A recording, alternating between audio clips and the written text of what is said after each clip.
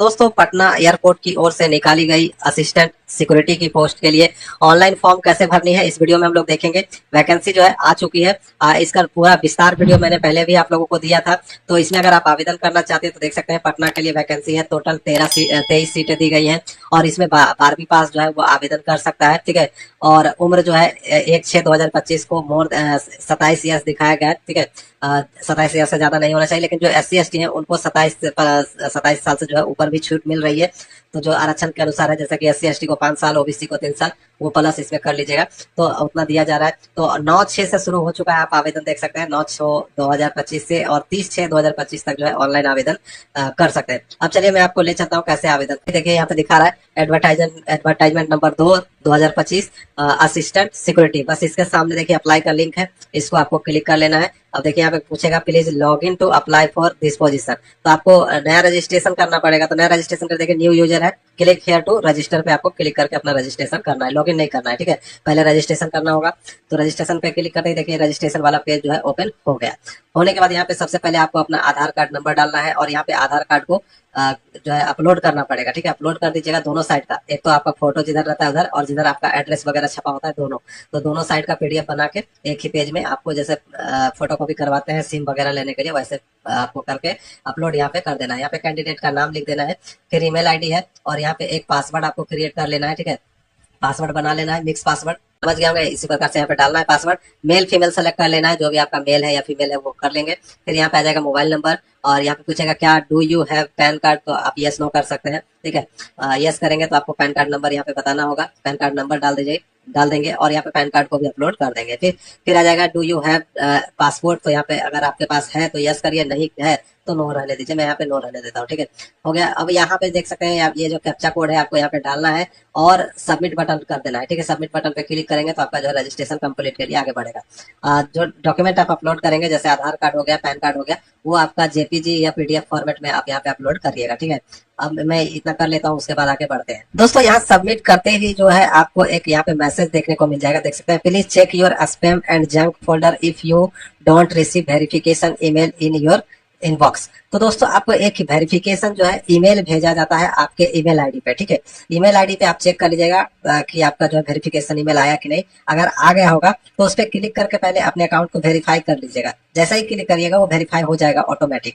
और अगर नहीं ईमेल आता है तो आपको क्या करना है, ईमेल का स्पैम फोल्डर को वेरीफाई होने के बाद ही जो है आपको लॉगिन करना है। ठीक है, अब जो है आपको क्या करना है मैं आपको दिखा देता हूँ। जब आपका रजिस्ट्रेशन कंप्लीट हो जाएगा, आपका अकाउंट वेरीफाई हो जाएगा, तब जो है लॉगिन करना होगा। लॉगिन वाला सेक्शन देख सकते हैं इस टाइप का दिखाई देगा। तो यहाँ पे अपना रजिस्टर्ड ईमेल ID और जो आपने पासवर्ड बनाया है वो पासवर्ड यहाँ पे डालेंगे, ये कैप्चा कोड यहाँ पे डाल के लॉगिन कर लेंगे। ठीक है, लॉगिन करने के बाद जो है आपका डैशबोर्ड यहाँ पे आ जाएगा, खुल जाएगा और यहाँ पे दिखाएगा, देख सकते हैं पर्सनल डिटेल, एजुकेशन डिटेल और एक्सपीरियंस डिटेल और डिक्लेरेशन। तो 4 स्टेप में फॉर्म को कंप्लीट करना पड़ेगा। यहाँ पे आप देख पा रहे होंगे जो रजिस्ट्रेशन में नाम वगैरह भरा गया था या मोबाइल नंबर भरी गई थी, पिता का नाम, माता का नाम, डेट ऑफ बर्थ, ये सब जो है पहले से ऑलरेडी यहाँ पे शो कर रहा है, ईमेल ID वगैरह। और यहाँ पे आपको क्या करना है, कुछ नहीं करना है। यहाँ पे एक अल्टरनेटिव मोबाइल नंबर मांगा जाता है, तो अगर है तो डालिए, नहीं तो खाली छोड़ दीजिए। अब यहाँ पे आपको पूरा एड्रेस देखिए, पहले जो रजिस्ट्रेशन में भरे हैं वो शो कर रहा है। तो अगर आपका कॉरेस्पॉन्डेंस एड्रेस भी सेम है तो आपको यहाँ पे टिक कर देना है, तो कॉरेस्पॉन्डेंस एड्रेस जो है आपका सेम हो जाएगा। अगर नहीं है तो अलग से भर दीजिएगा। ठीक है, आप देखिए नीचे आते हैं तो यहाँ पे कास्ट कैटेगरी पूछेगा कि आप किस कैटेगरी से बिलोंग करते हैं, EWS, OBC, SC ST general. तो जिस भी कैटेगरी से बिलोंग करते हैं उस कैटेगरी पे आपको क्लिक कर देनी है। अगर आप SC सेलेक्ट करते हैं तो देखिए नेम ऑफ कास्ट पूछता है, नेम ऑफ विलेज, टाउन और ये सब जो है एड्रेस वगैरह आपको भरना होगा। और certificate number, caste certificate number यहाँ पे भर देना है। डेट ऑफ इशू भर देना है, कास्ट सर्टिफिकेट कब इशू किया गया और किसके द्वारा इशू किया गया, RO के द्वारा, CO के द्वारा, SDM के द्वारा, जिससे भी आपका बना हुआ है कास्ट सर्टिफिकेट वो आप यहाँ पे लिख देंगे। ठीक है, और अगर आप जनरल है तो जनरल पे अगर जैसे ही क्लिक करेंगे तो ये सब कुछ नहीं करना है, ये सब कुछ भरने की जरूरत नहीं पड़ेगी। ठीक है, अगर EWS करते हैं तो EWS प्रमाण पत्र का यहाँ पे डिटेल भरना पड़ेगा। अगर आप OBC करते हैं तो OBC का सब कैटेगरी यहाँ पे सेलेक्ट करना पड़ेगा, देख सकते हैं क्रीमिलियर, नॉन क्रीमिलियर, MCL या CL जो भी आपका है वो भरेंगे। तो इसी प्रकार से आप अपना पहले कैटेगरी सेलेक्ट करके अच्छे से भर लीजिएगा। उसके बाद यहाँ पे आ जाता है हाइट, चेस्ट, ठीक है,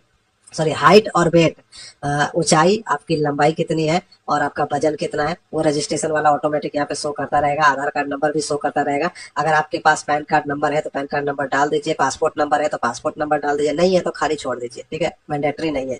अब यहाँ पे आते हैं तो पूछेगा क्या आप एक्स सर्विसमैन है तो यस नो कर सकते हैं। फिर यहाँ पे अगर आप पुलिस सर्विस में है तो यस नो कर सकते हैं, ठीक है। फिर एनी गवर्नमेंट में, एनी गवर्नमेंट या फिर सेमी गवर्नमेंट या पब्लिक सेक्टर यूनिट में कहीं पे भी आप अगर काम कर रहे हैं तो आप यहाँ पे यस करेंगे, नहीं तो नो रहने देंगे। फिर आ जाएगा पेंडिंग क्रिमिनल, अगर आपके विरुद्ध कोई एफआईआर वगैरह चल रही है तो आप यहाँ पे यस करेंगे, नहीं तो नो करेंगे। यस करेंगे तो आपको बताना होगा, देख सकते हैं नो ऑब्जेक्शन सर्टिफिकेट आपको देना होगा। फिलहाल मैं इसे नो कर देता हूँ, देखिए ये हाइड हो गया। अब देखिए यहाँ पे आ जाता है detail of relative working in AI जो है एयरपोर्ट अथॉरिटी ऑफ इंडिया के अंतर्गत। अगर आपका कोई परिवार पहले से काम कर रहा है तो उसका जो है यहाँ पे नाम डालेंगे, किस पद पे काम कर रहा है वो डालेंगे, कंपनी या ऑफिस का एड्रेस भरेंगे या नाम भरेंगे, रिलेशन भरेंगे, ठीक है। तो ये सब भरना होगा। अगर नहीं है तो इसको खाली छोड़ेंगे, कुछ नहीं करना है। अब यहाँ पे देख सकते हैं सेव एंड नेक्स्ट का ऑप्शन मिलता है, तो सेव एंड नेक्स्ट कर लेंगे। अब दोस्तों आ जाएगा क्वालिफिकेशन भरने का जो है टैब आ जाएगा। यहाँ पे आप देख सकते हैं एजुकेशनल डिटेल भरने के लिए क्या करना है, आपको ऐड न्यू पे आपको क्लिक करना है, ठीक है। ऐड न्यू पे जैसे ही क्लिक करेंगे तो देखिए यहाँ पे जो है ऑप्शन खुल जाता है। यहाँ पे क्या सेलेक्ट करना है, आपकी योग्यता क्या है, 10, 12, ग्रेजुएशन, पोस्ट ग्रेजुएशन, अदर जो भी है आप यहाँ पे सेलेक्ट कर लेंगे। जैसे इसमें 12वीं पास मांगा जा रहा है तो मैं यहाँ पे 12वीं पास डाल दे रहा हूँ। अगर आपने ग्रेजुएशन कर रखा है तो ग्रेजुएशन भरिएगा, ठीक है। अब यहाँ पे पासिंग ईयर है तो कब आपने पास किया है वो ईयर मंथ जो है सेलेक्ट कर लीजिएगा। फिर यहाँ पे आ जाएगा किस यूनिवर्सिटी या किस बोर्ड से या किस इंस्टीट्यूट से या किस स्कूल से या किस कॉलेज से आपने पास किया है वो आप यहाँ पे कोई भी लिख दीजिए। फिर यहाँ पे सब्जेक्ट स्पेशलाइजेशन क्या है वो आप डाल सकते हैं। यहाँ पे स्पेशलाइजेशन यानी किस विषय में विशेषज्ञता है आपकी वो आप यहाँ पे डाल सकते हैं। ऑनर्स पेपर अगर ग्रेजुएशन डाल रहे हैं तो ग्रेजुएशन का ऑनर्स पेपर आप यहाँ पे डाल दीजिए, ठीक है।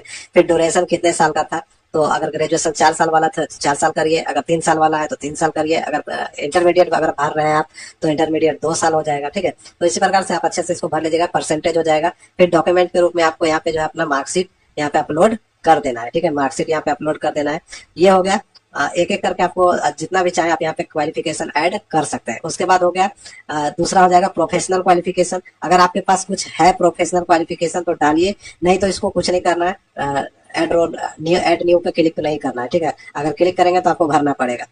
फिर आ जाएगा लैंग्वेज नाउ, तो आप कौन कौन सी भाषा जानते हैं वो आप इस पे जरूर करिएगा। पहला तो आपको लैंग्वेज यहाँ पे सेलेक्ट कर लीजिए, जैसे हिंदी की बात करें तो हिंदी यहाँ पे लिख लेना है, ठीक है। अब हिंदी आ गया तो पढ़ना आता है तो टिक कर लीजिए, लिखना आता है तो टिक कर लीजिए, बोलना आता है तो टिक कर लीजिए, ये हो गया। अब दूसरी लैंग्वेज एक और सेलेक्ट कर लीजिए, यहाँ पे डाल दीजिए ऐड करके और यहाँ पे इंग्लिश डाल दीजिए, ठीक है, ENGLISH। तो दोस्तों ये मैं इसलिए बता रहा हूँ कि इसको करना जरूरी रहता है, ठीक है। अगर नहीं करेंगे तो आपका फॉर्म रिजेक्ट हो सकता है। गारंटी तो नहीं बता सकता हूँ कि रिजेक्ट होगा कि नहीं, लेकिन उम्मीद है कि रिजेक्ट हो जाएगा अगर आप भाषा नहीं डालेंगे तो, क्योंकि कम से कम 2 भाषा तो जरूर आनी चाहिए जनरली। तो यहाँ पे मैं देखिए रीड पढ़ना आता है अंग्रेजी, यस यहाँ टिक कर दिए। अब लिखना आता है, यस कर दिए, टिक कर दिए। बोलना नहीं आता तो मैं इसे खाली छोड़ दूंगा, ठीक है। खाली छोड़ने के बाद यहाँ पे सेव एंड नेक्स्ट पे क्लिक कर लेते हैं। तो मैं पहले भर लेता हूँ, उसके बाद सेव एंड नेक्स्ट कर लेते हैं, ठीक है। अब दोस्तों देखिए यहाँ पे आ जाता है आपका प्रोफेशनल एक्सपीरियंस डिटेल।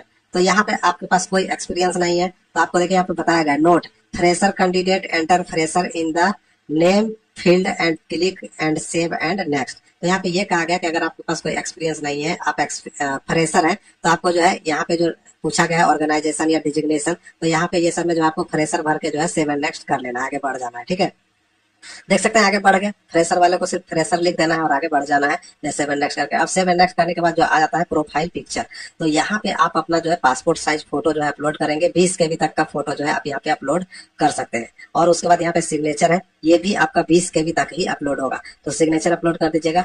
फिर यहाँ पे अगर आपके पास NCC सर्टिफिकेट वगैरह है तो आप यहाँ पे चूज करके उसको डाल दीजिएगा, नहीं तो इसको छोड़ दीजिएगा। स्टार मार्किंग नहीं है, देख सकते हैं मैंडेटरी नहीं है तो इसको छोड़ दीजिएगा। आगे बढ़ते हैं तो स्टेशन पूछेगा, आपका नजदीकी रेलवे मतलब कौन से, देखिए station name you are applying for, यानी किस स्टेशन के लिए आप आवेदन करना चाहते हैं। तो मैं पटना एयरपोर्ट के लिए करना चाहता हूँ तो पटना यहाँ पे सेलेक्ट कर लेंगे, ठीक है। जिस भी एयरपोर्ट के लिए आप आवेदन करना चाहते हैं उस पोस्ट को आपको यहाँ पे सेलेक्ट कर लेना है। तो मैं पटना एयरपोर्ट सेलेक्ट कर चुका हूँ। अब देखिए यहाँ पे जो है टिक का ऑप्शन मिलता है, टिक कर लीजिएगा डिक्लेरेशन पे और प्रीव्यू बटन पे क्लिक करके देख लीजिएगा कि आपका फॉर्म जो है सही रूप से भराया है कि नहीं भरा है। देख सकते हैं सब कुछ ठीक ठाक भरा गया है, तो इसको देख लीजिएगा। आप चाहे तो इसको प्रिंट आउट भी निकाल सकते हैं, देख सकते हैं प्रीव्यू का जो है प्रिंट आउट भी निकाल सकते हैं। फिलहाल मैं इसे प्रिंट नहीं करूंगा, इसे छोड़ देते हैं। आप देखिए यहाँ पे सबमिट एंड पे का ऑप्शन आपको दिखाई देगा, ठीक है। या फिर अगर आप बाद में पेमेंट करना चाहते हैं तो पे लेटर पे क्लिक करके यहाँ पे आगे बढ़ जाएंगे। ठीक है, फिलहाल मैं पे लेटर पे क्लिक कर देता हूँ। मैं पेमेंट बाद में करूंगा, फिलहाल इसे पे लेटर पे क्लिक कर देता हूँ। ठीक है, तो इस प्रकार से जो है आप बिल्कुल अपना फॉर्म आसानी से भर सकते हैं। तो उम्मीद करता हूँ वीडियो पसंद आई हो।